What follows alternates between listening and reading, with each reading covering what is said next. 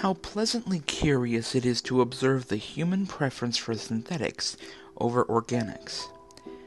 We glance over the warnings on our processed food and somehow convince ourselves that the chemicals don't enter our bodies. The toxins, we think, can't be all that toxic.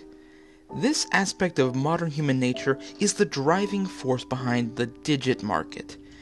Digits are imitation humans, and we are rapidly growing to prefer them over our organic counterparts. We prefer them over ourselves. Digits can be purchased from digit farms in almost any corner of the world. After chemical processing and some cognitive training, digits are left to roam a fenced area like livestock. They can be made according to the default models or ordered with personal specifications. Legal waivers strongly advise against ordering a model for solely immoral purposes, for hard labor, or to replace a lost loved one. This is in the interest of both the customer and the model. The waivers also warn against overstimulation of the product, exposure to extreme temperatures, and other such risks.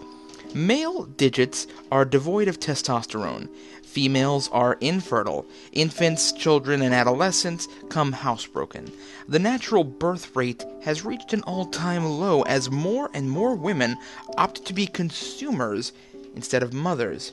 Childbirth is a horror of darker times. Men find the female models much more generous and consenting than human women. Also, with regularly updated mental capacities and artificial aesthetics, what's not to like? Many a childhood romance has taken place between a human youth and a digit of the same age design. However, as digits do not grow older, these affairs must remain temporary so as to avoid inappropriate interactions. They are difficult creatures to ignore, with smooth, impenetrable flesh and glossy features.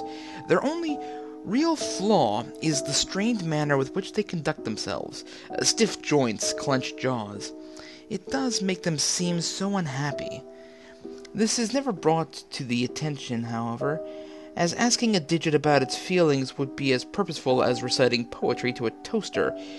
Digits are works of art, not agents of emotion. I'll present to you an ordinary scenario, a dinner party at which several digits are mixed in with the crowd. They have been trained to contribute to small talk and exchange meaningless compliments. It takes place in the household of a well-to-do family amid the polite chatter and mild discomfort of any adult social gathering. Glasses are clinking, husbands are good-naturedly complaining about their jobs. From the corner of the color-coordinated living room, a high-pitched whining sound grows in volume. The guests begin to search for the source. A young woman in a cocktail dress quickly identifies it as a digit model, a new edition of female design that managed to sneak away and cram itself between the wall and the back of a leather chair. There it crouches, wide-eyed and emitting the shrill sound of electrical feedback through some orifice of its face or head. The hosts, an older married couple, step in to address the problem. However, as soon as the man reaches out to tamper with the model, it opens its mouth to a jaw-breaking gape and begins shrieking. One continuous human-like scream mingles with the feedback. Several guests, irritated, exit to the terrace. The digit twists itself like a dying arachnid, folding inwards at the knees and elbows, curling its fingers and snapping its artificial bones in the process. The hosts recognize this as a common method of self-destruction. They tuck the model closer to the wall and shove the chair forward. A crunching sound emerges. Shortly, the scream is reduced to a static crackle, at which point the party resumes. Guests return to mingle and joke about the incident before quickly forgetting it over alcohol and finger food. The digit lies in a heap of hair, fabric, and limb appendages several feet away. This is not an isolated incident. This is what the waivers are for.